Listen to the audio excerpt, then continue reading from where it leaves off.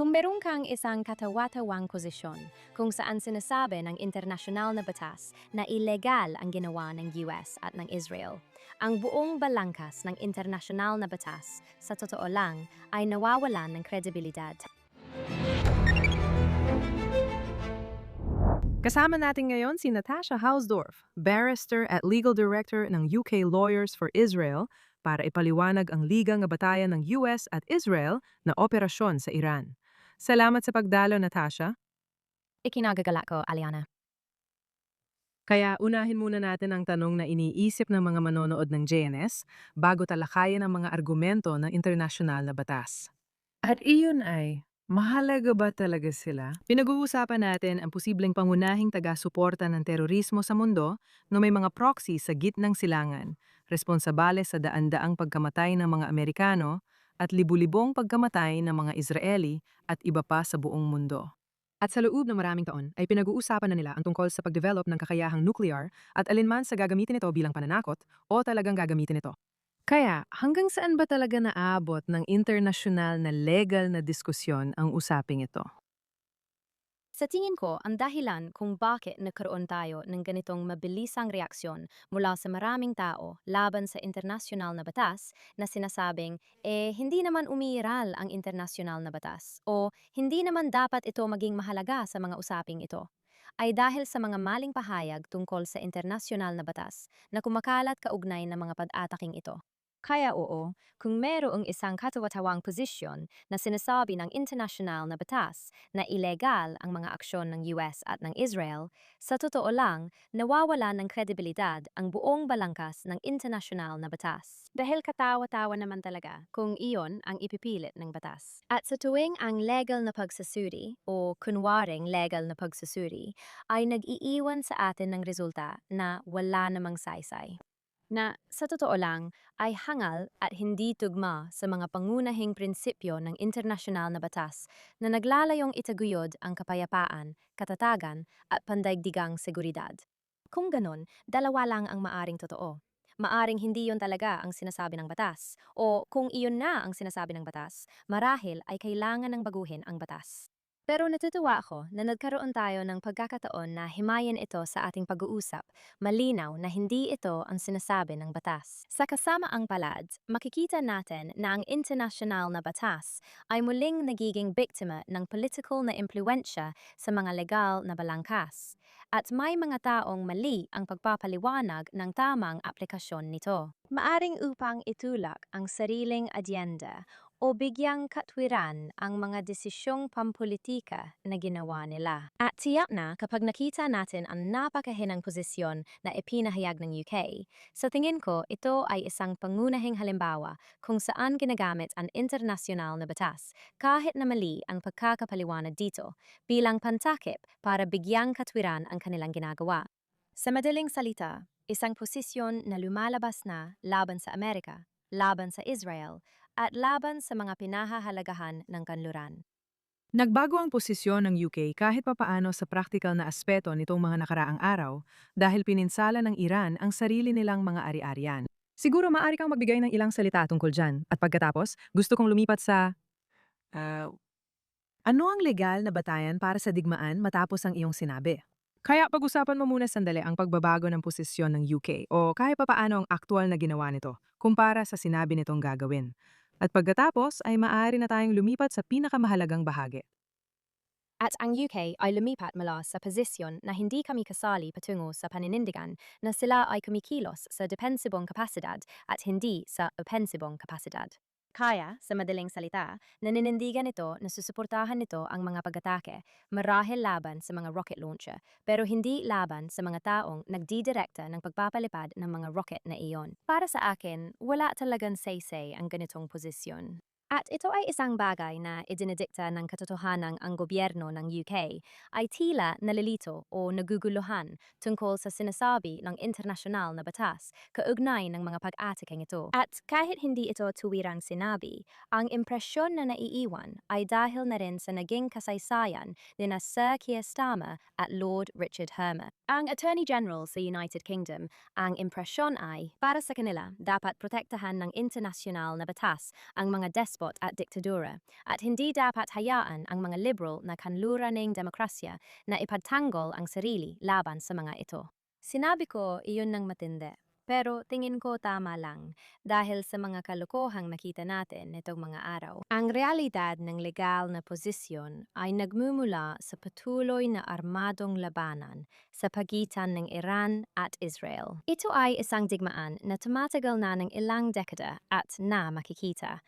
Parehong sa hindi direktang pag-atake sa Israel at mga Israeli gamit ang mga proxy ng Iran, at sa direktang pag-atake gamit ang ballistic missile at iba pang projectile. Mga drone na inilulunsad upang atakehin ang soberanong teritoryo ng Israel sa mga huling yugto ng magpapatuloy na armadong labanan na ito.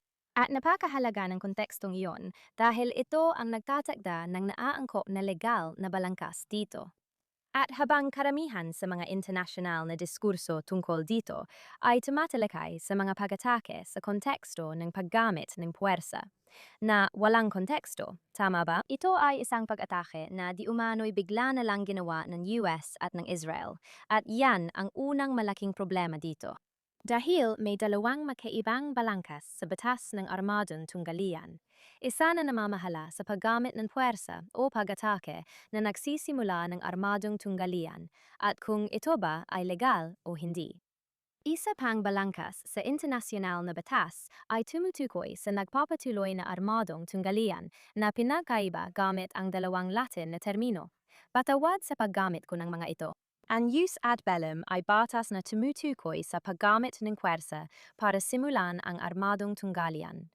Kapag nagsimula na ito, jus in bello naman ang sinusunod. Ang mga batas ng armadong tunggalian na napag-usapan natin dati ang namamahala kung paano isinasagawa ang digmaan at kung anong mga pag-atake ang maaari mong gawin. Militar na pangangailangan, proporsyon, pag-iingat at pagkakaiba ng mga sibilyan at mga mandirigma sa larangan ng labanan.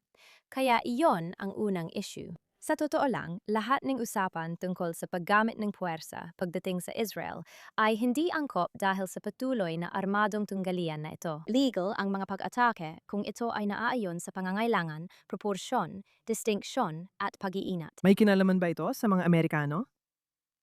Kaya pagdating sa US, marami ang mga dahilan, at ang una at pinakamahalaga kung tutuusin ay nakasandig sa patuloy na armadong labanan sa pagitan ng Israel at Iran.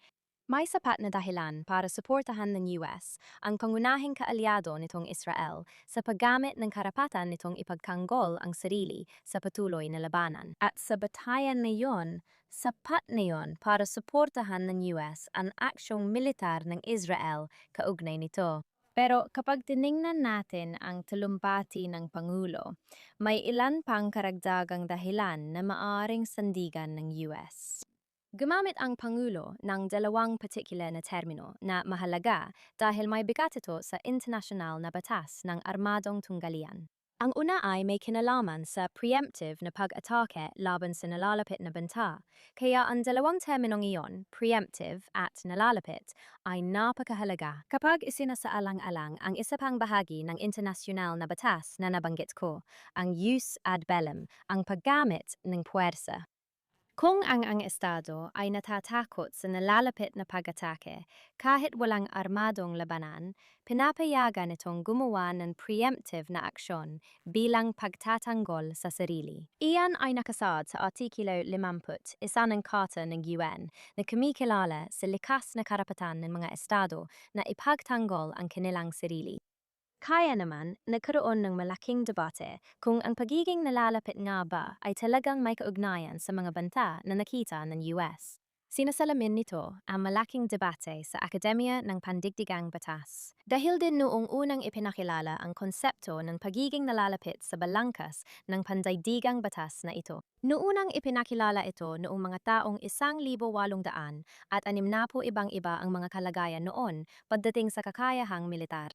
Kaya naman ang kakayahang alisin ang isang nalalapit na banta, halimbawa mula sa isang kanyon, ay ibang-iba kumpara sa isang nalalapit na banta na maaring idulot ng isang sandatang nuklear. At ang idea na kailangan pang maghintay ngayon na ilalagay ng mga Iranian ang kanilang daliri sa pindutan ay, sa totoo lang, katawa-tawa. Hindi yan ang hinihini ng internasyonal na batas. Nakita natin ang malaking pagbabago sa konsepto ng napipintong banta ng US laban sa terorismo at pati internasyonal na batas ay nagbabago sa paglipas ng panahon. Hindi rin ito, alam mo, isang panali na maaring magpigil ng lubusan sa isang estado na kumikilos para sa sariling depensa. At sa kasamaang palad, ganito nga ito. Ito ang magiging katapusan kung ipapatupad ang lohika na ito na kailangang maghintay ang Estados Unidos at Israel hanggang sa tuparin ng mga Iranian ang kanilang banta. Sinabi ni Steve Witkoff na halos nasa bingit na sila ng 11 sandatang nuclear base sa kanilang enrichment hanggang 60% sa puntong iyon. Lumipas na ang pagiging napipinto at ang kakayahan ng mga Amerikano na mabawasan ang banta na iyon at matagumpay na alisin ang banta ay lubang nabawasan kung hindi man tuluyang nawala. Kaya mahalagang paglilinaw iyon tungkol sa issue ng pagiging napipinto. Pero, syempre, ang binigyang diin din ng talumpati ng Pangulo ay ang patuloy na agresyon ng rehimen ng Iran laban sa mga Amerikano at mga interes ng Amerika sa ibang bansa. At kapag isinasaalang-alang ang daan-daang mga miyembro ng militar ng US na napatay ng rehimen ng Iran mula noong revolusyon. At binalikan din ng Pangulo ang insidente ng pangho-hostage noong 1970 at 70.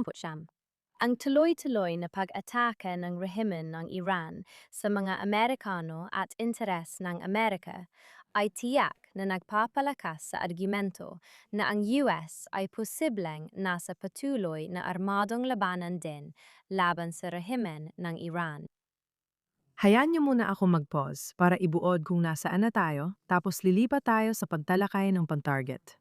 Bagaman may mga tanong kang pinalutang na maaari kong ibato. Mula sa pananaw ng Israel, ang international na legal na batayan ay mayroong patuloy na armadong labanan at medyo madali itong patunayan. At maaari ring sabihin sa teorya na mayroong kooperasyon. Ibinubuod nito ang kooperasyon ng mga kaalyado ng Israel sa pagtutulungan para sa pagtatanggol sa sarili sa gitna ng armadong labanan. Kahit may gusto ang ibang batayan ng iba para bigyang katwiran ng digmaan, may tanong pa rin sa nalalapit na banta. Na parang base sa sinasabi mo ay tinutukoy ng halimbawa pangunahing mga kritiko mula sa Europa bilang nalalapit sa pinakaliteral na kahulugan. Parang alam mo yon, yung mga daliri nasa launcher na at sa puntong yon pwede ka na umatake na di talaga makatotohanan. Samantalang parang Makatarungan sabihing matagal nang hinihini iyon ng international na batas. At ngayon, may malaking debat kung ang tinatawag nating imminence ay nabago na ng tinatawag nating state practice na may epekto sa kung paano umuunlad ang internasyonal na batas. Kaya ang mga ginawa ng Amerika sa buong digmaan laban sa terorismo at ang mga pag-atake na isinagawa ni Obama laban sa mga target ng terorista sa Syria at Libya. Kaya para sa akin, lahat ng iyon ay talagang nagpapabago sa konsepto ng imminence. Pero ayon sa pagkakaintindi ko, iyon ay pangalawa lang sa tunay na dahilan. At ang legal na batayan ng mga pag-ataking ito ng US at ng suporta sa tinatawag na kolektibong pagtatanggol sa sarili bilang suporta sa Israel. kaya ngayon, pag-usapan natin ang ilan sa mga kamanghamanghang operasyon na nagaganap na yung linggo. At humingi na ako ng paumanhin kung may maririnig kayong tunog ng aso o umiiyak na bata sa background. Nagre-record ako mula sa bahay para hindi na kailanganin ng asawa ko na ilikas sila papunta sa bomb shelter kung sakaling may missile, na mabuti para sa pamilya pero hindi maganda para sa recording. Tinamanan ng Israel at Estados Unidos ang maraming iba't ibang uri ng target at yun pa lang ang alam natin. Sa palagay ko, pinakamadaling bigyang katwiran ang mga target tulad ng pasilidad militar, paglulunsad ng missile at pasilidad ng armas. Isa yon. Mas maaga ngayong linggo, mayroong pag-atake sa parlamento. May malinaw na, targeted na asasinasyon na tinatanggal ang mga lider ng politika, militar at intelligence na tatalakayin din natin. Inatake ang parlamento habang bumoboto ng kapalit ni Ayatollah Khamenei at laking gulat ko ng anak niya ang napili. Kaya may nakita akong ilang batikos tungkol sa pambobomba sa parlamento. At naisip ko, saan ito pumapasok sa internasyonal na legal na pananaw? Hindi ito target ng militar, kundi ng lideratong politikal. You know? Tama ka. Ang mahalaga talagang tanong ay kung ito ba ay isang target ng militar o hindi. Pero mas malawak pa yon kaysa sa isang lugar ng pagpapalipad ng rocket, isang command at control center, mga terorista o mismong mga mandirigma. At sa kasong ito, kung saan ang rehimeng Iranian ang siyang nandidirekta ng mga pag-atakeng ito. Hindi lang ang komanda ng batalyon ng mga drone o ng ballistic missile program ang maituturing na lehitimong target militar. Ngunit malamang at maaring sabihin at nakadepende talaga yon sa impormasyong hawak ng Estados Unidos at ng mga Israeli tungkol sa kung sino ang mga individual na ito at ano ang kanilang kaugnayan o papel. Iyon ang magtatakda talaga sa tanong na yan tungkol sa pagkakaiba ng mga sibilyan at mga mandirigma sa pagitan ng mga target militar at hindi target militar. Kaya ang aking palagay ay ang katotohanang sila ay tinatamaan dito ay nagpapahiwatig na may naging pagsusuri na ginawa batay sa paniniwalang sila ay mga target militar. At ang dahilan kung bakit ko sinasabi iyon ay dahil ang pagpapatupad ng batas sa paraan ng operasyon ng IDF. At ito ay isang bagay na nakita ko mismo ay walang kapantay. Tiyak na ang Estados Unidos ay kabilang sa mga nangunguna pagdating sa kahalagahan ng kanilang mga military lawyer, ang mga JAGs, sa pagtukoy kung ano ang pinapayagang aksyon. Pero lahat ng mga modernong militar na sumusunod sa batas ay maingat na pinag-iisipan ang mga target na kanilang pinipili at ang mga strike na iminungkahi upang matukoy ng eksakto ito. Ito ba ay isang lehitimong military target? At pagkatapos, ayon sa iba pang mga patakaran ng batas ng armadong labanan na nabanggit ko, ay ang tanong ng proporsyonalidad. Kung ang gusali ng parlamento ay sadyang naglalaman ng hindi militar na target, ang benepisyong militar ba na makukuha sa pagtama sa mga military target ay mas matimbang kaysa sa pinsalang maaaring idulot sa mga sibilyan o di sinasadyang pinsala. Iyan ang pinakapuso ng ekwasyon. Ang balanse na kinakailangan ayon sa internasyonal na batas, pandating sa proporsyonalidad. At iyan ang inaasahan kong sinusuri sa bawat hakbang ng prosesong ito. Sa totoo lang, ibig kong sabihin, gaya ng nakikita natin, napakaingat na pinlano ang mga operasyong ito. Mukhang may mga sorpresa pa. Mga sorpresang hindi pa naibubunyag. Mabilis na follow-up lang, gusto ko rin magtanong ng mas may pandududang tanong tungkol sa batas. Paano naman ang mga pasilidad tulad ng broadcasting at media? Lumitaw din ito noong digmaan sa Gaza. Tama? Oo, maganda talagang tanong yan. At ito ay isang tanong ng katotohanan at antas kung ano ang maaaring partisipasyon ng mga broadcaster sa makinaryang militar at palangkas. Sa kasamaang palad, pagdating sa mga terorista, hindi nila sinusunod ang pagkakaiba ng kanilang mga armadong mandirigma at ng mga sibilyan o politikal o kahit ng mga miyembro ng media. Nakita natin ito sa digmaan sa Gaza, kung saan may alegasyon na tinatarget ng Israel ang mga mamamahayag. At paulit-ulit na, ang mga tinatawag na mamamahayag na ito ay napatunayang may matataas na posisyon sa loob ng hanay ng Hamas at Palestinian Islamic Jihad. Kaya muli, kahit nasa kanluran, may pagkakaiba tayo halimbawa sa pagitan ng BBC at ng pamahalaang British. Meron ba talaga? Oo, sa kasamaang palad, parang nakuha na ng interes ng ibang mga pamahalaan ang BBC. Pero siguro, ibang usapan na yan para sa ibang pagkakataon. Sige, heto na. Marami pa akong tanong, pero lahat ay mula sa iba't ibang pananaw ng mga nagdududa. Sige ba? Ayos lang yan, sige. Ngayon, ang una, at sa tingin ko ito ang nasa isip ng marami, matagal na itong iniisip ng maraming tao, lalo na ng mga sumusubaybay dito. Sa legal na pananaw, ilang buwan pa lang ang lumipas ng brutal na pinaslang ng rehimen ang nasa 30 hanggang 40,000 Based sa ating nalalaman, mga tunay na mapayapang nagpoprotesta sa lansangan. Kung sinusundan mo ang ilang kwento kung paano at saan nila ginawa, ito na ang ilan sa pinakamasakit at kakilabot na bagay na mababasa mo. At alam ng kanluran na nangyayari ito. At para sa marami na ngayon ay ipinagmamalaki ang internasyonal na batas bilang isa sa mga batayan na nagbibigay ng lehitimasyon para gumawa ng kahit ano, mukhang hindi yon naging dahilan para maramdaman nilang obligasyon nilang tumulong at ipagtanggol ang mga mamamayang Iranian noong panahong yon. Maaari mo ring sabihin ito sa halos lahat ng malupit na rehimeng pumapatay sa sarili nilang mamamayan. Sa isang banda, ang kanduran na sobrang nakatutok dito at ang gitnang silangan kahit sino na gumagamit ng wika ng internasyonal na batas, ay may interes dito. Kapag tungkol sa mga pampulitikang interes, parang may halaga. Pero pagdating sa aktwal na pagsalba sa 40,000 tao na hindi naman dapat pinatay, saan ito napapakinabangan? Ano ang halaga nito? Kaya sa tingin ko, ang isyung binabanggit mo ay talagang nagpapakita ng matinding pagkukunwari ng mga taong lumalabas para batikusin ang mga kamakailang pag-atake na ito. At wala silang sinabi kahit ano tungkol sa mga kakilakilabot na pangyayari noong nakaraang buwan.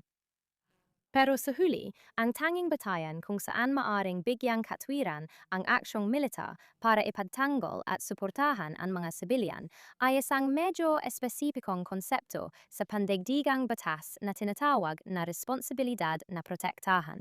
At karaniwang tinatanggap na kailangan nito ang pakikilahok ng United Nations Security Council at isang opisyal na pahintulot o pag-apruba mula sa nasabing ehensya. Dito talaga makikita ang mga limitasyon ng pandigdigang batas. Dahil kung umaasa ka sa Rusya at na suportahan ang nasabing aksyon, sa totoo lang, hindi ito mangyayari, lalo na pagdating sa usaping ito tungkol sa rehimen ng Iran. Ang responsibilidad na protektahan ay isang medyo controversial na konsepto sa pandaigdigang batas at nangangahulugan ito ng paglabag sa soberanya at territorial na integridad ng ibang estado.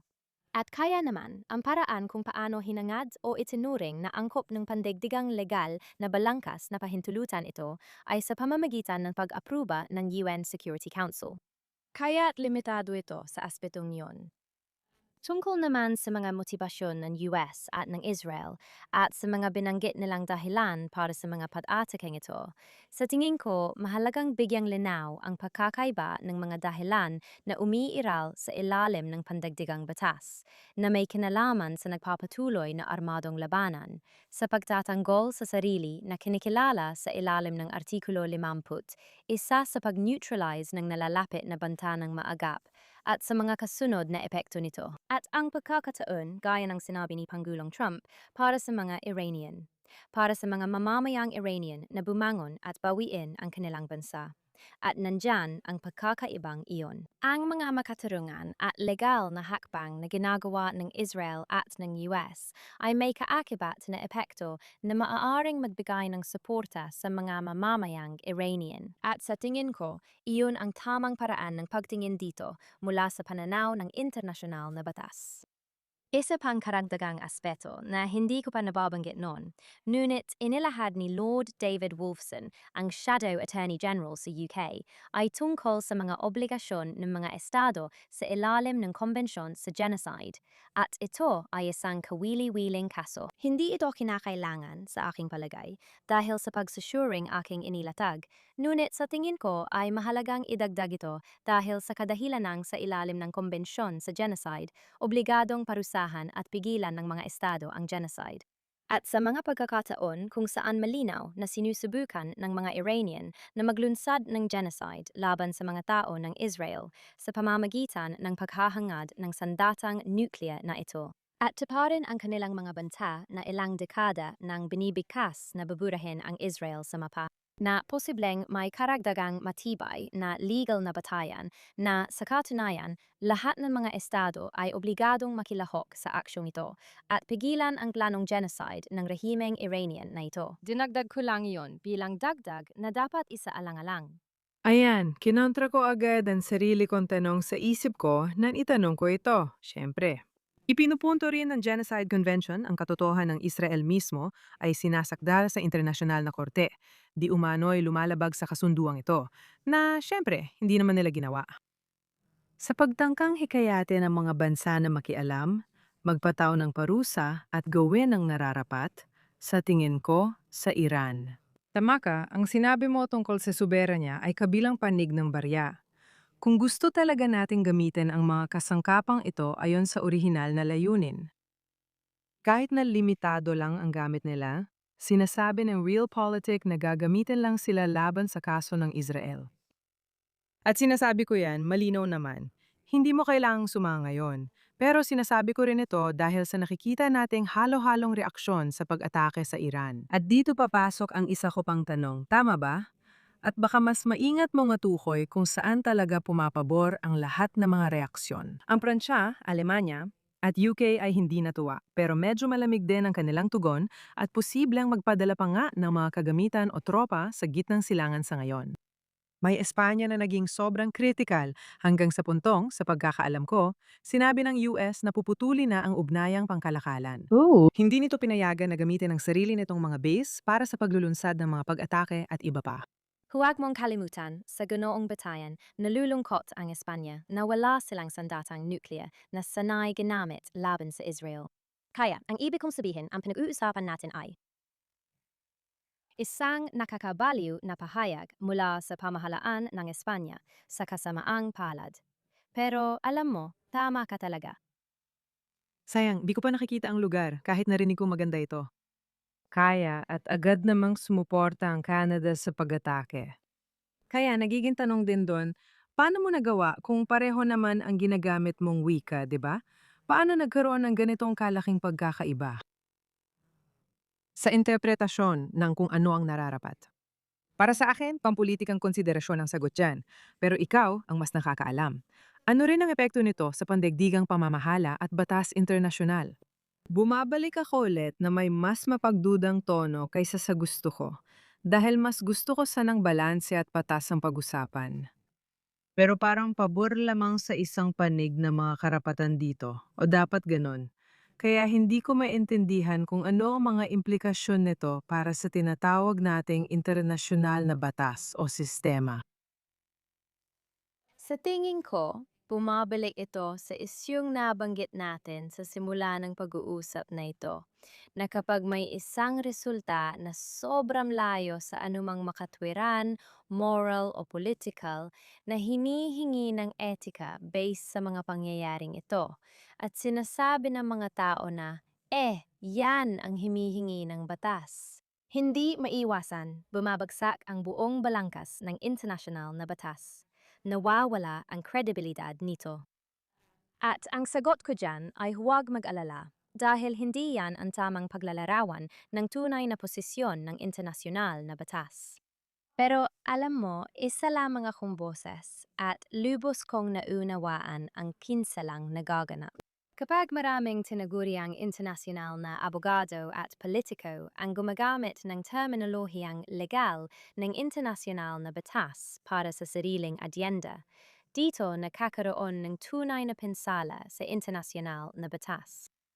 At pagdating natin sa posisyon na kinuha ng iba't ibang mga bansa, sa tingin ko, hindi na mapag-aalinlanganan na ang relasyon sa pagitan ng US at UK ay labis na nasira. Ayon sa Pangulo, labis siyang nadismaya sa desisyon ng UK na hindi payagan ang Estados Unidos na maglunsad ng ganitong pag-atake gamit ang mga base ng UK.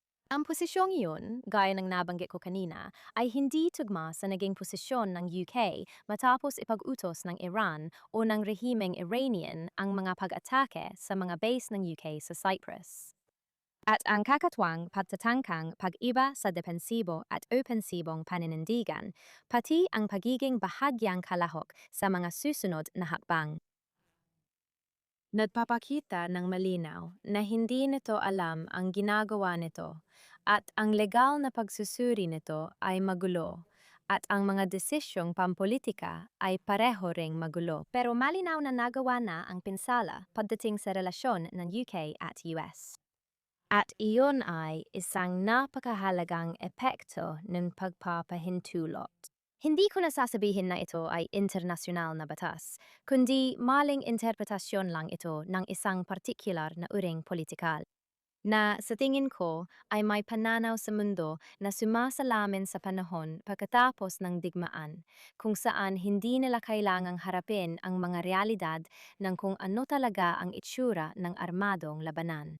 At nagagawa nilang kumilos at bumuo ng mga pulisiya sa loob ng kanilang sariling mundo na hindi talaga isinasaalang-alang ang mga realidad na kinakaharap ng mga tao sa rehiyon. Isang genocidal na rehimeng Islamiko na matagal nang nang-aapi sa mga tao ng Iran at sa mas malawak na rehiyon. At ang kakulangan ng konteksto na iyon, sa tingin ko, ay naging pabor sa mga nagpapakita ng batas internasyonal sa isang partikular na paraan na sa huli ay pumapabor sa mga despot at diktadora. Nakita ko ang isang kilalang Amerikanong akademiko at komentarista na nagsabing labag sa batas ang preemptive strike kapag mas malakas na estado ang umatake sa mas mahina. Ibig kong sabihin, bukod sa kalokohan nito at hindi naman yon ang sinasabi ng internasyonal na batas, walang pinagkaiba ang lakas at kahinaan dito. Nakasentro ang lahat sa pagbibigay katwiran sa mga pag-atake ayon sa balangkas ng internasyonal na batas at sa patuloy at likas na karapatan sa sariling depensa. Walang tuntunin sa internasyonal na batas na isinasaalang-alang ang lakas o kahinaan ng magkabilang panig sa isang armadong labanan sa ganung paraan. At para sa akin, parang ito ang tinatawag na wokeification ng diskusyon sa internasyonal na batas, na tuluyang inilayo ito sa kung ano talaga ang sinasabi ng tunay na internasyonal na batas. Woke. Narinig niyo dito, kaibigan. Sige. Kaya? Marami ng aktor sa digmaan ngayon. Israel ay nagtatanggol sa sarili, habang ang US ay nagtatanggol sa kaalyado. At dahil sa nakaambang pag-atake. Kaya sinasabi dito na ang UK at Pransya ay nagpadala na ng kanilang mga kagamitan. Ganon din sa depensa ng sarili, ang mga estado sa Gulpo ay umatake matapos silang atakihin, na talagang nakakagulat na bahagi sila ng koalisyong ito. Pero ang Saudi at Qatar, at naniniwala akong Qatar nga, siguro may iba pa. Kaya yun talaga ang mga dahilan kung bakit sila sumali sa labanan. At pagdating naman sa nangyari sa labanan, naging tumpa kami sa mga target na sinusubukan naming tamaan. Nakikita mo ba na may iba pang mga issue o bagong mga makabuluhang issue na sa tingin mo ay lalabas sa susunod na mga linggo hanggang isang buwan na mukhang ganoon ang itatagal ng labanan? At iyon ay sa Iran at sa mga proxy nito sa buong gitnang silangan. Siguro yun na ang huling tanong namin dahil alam ko kailangan mo na magmadali sa susunod mong panayam. Kaya sa tingin ko, isang interesante itong tanong. At habang lumalawak pa ang mga pag-atake na ito, inaasahan kong magpapatuloy ang mga hamon tungkol sa mga target ng mga ito. Ang mga target na pinipili ng US at Israel. Sa ngayon, nakita nating nakatuon sila sa pamunuan ng IRGC, pati na rin sa mga ballistic missile at mga launcher. Pero hindi maiwasan na yung may mga abiso ng paglikas para sa Tehran na ginagawa naman ayon sa prinsipyo ng pag-iingat upang maiwasan hanggat maaari ang mga sibilyang masasaktan. Bukod pa sa Timog Lebanon din ba? Talaga?